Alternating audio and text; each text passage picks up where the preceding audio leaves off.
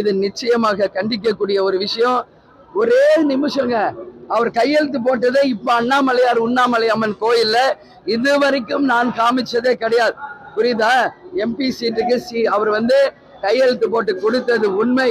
நான் எங்க போட்டு கொடுத்தேன், நான் எங்க சொன்னேன்னு சொன்னார். அரசியலில் மரியாதை காரணமாக கண்ணியத்தை கடைபிடிச்சு அதை நான் இது வரைக்கும் காமிக்கல.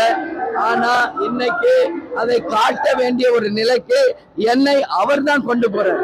பாருங்க, நீங்களே இத விஷுவல் எடுத்துக்கங்க. அவர் விஷுவல் பாருங்க. ஒரு 5 எம்பியும் ஒரு ராஜ்யசபாவும் தரப்படும் என்பதை அவர் ஒரு சைடும் நான் ஒரு சைடும் கையெழுத்து போட்டிருக்கோம். எந்த வருஷம் போட்டிருக்கோம்? மேல பாருங்க, 24 போட்டிருக்காரு. அப்ப 25 அவர் கொடுத்திருக்கணும். இதுல வருஷம் போடாம கொடுக்குறீங்களே, வருஷம் போட்டு கொடுங்கன்னு நான் சொல்லும் போது, தலைவர் எம்ஜிஆர் காலமா அம்மா காலத்துல இருந்து வருஷம் போடுறது இல்லம்மா, நான் என்னுடைய வார்த்தை தான் முக்கியம், இதெல்லாம் சும்மா ஒரு பேப்பர், என் வார்த்தை தான் முக்கியம்னு அதை நம்புங்க. அவருடைய அந்த சொன்ன அந்த வார்த்தையை நாங்கள் நம்பணும். ஆனா அவர் நம்பிக்கைக்கு புறம்பாக இன்னைக்கு ஏதோ பேசிக்கிட்டார். நான் எங்க சொன்னேன்?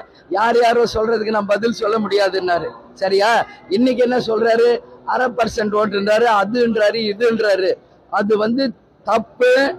எங்களுக்கும் அது மாதிரி கீழ்த்தரமா பேச எங்களுக்கும் தெரியும். ஆனா நாங்க அண்ணா அவர்கள் சொன்னது போல கடமை, கண்ணியம், கட்டுப்பாடு, எங்க கேப்டன் எங்களுக்கு சொன்னது போல அந்த மரியாதையோட அரசியலை மரியாதையோட நாங்க நடத்தணும்னு நினைக்கிறோம். அதனால ஐசியூல இருந்த கட்சிங்கிறாரு. பக்கத்துல விஜயபாஸ்கர் அமைச்சரை வச்சுக்கிட்டு பேசுறாரு.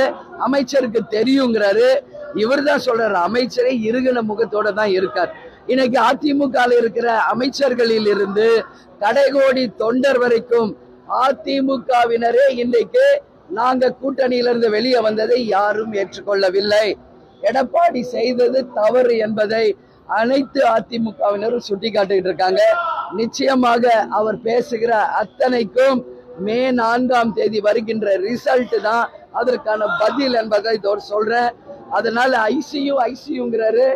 மே 4 ரிசல்ட்டுக்கு அப்புறம் அவர் ஐசியூக்கு போகாம இருக்கணும் அப்படின்னு சொல்லி நான்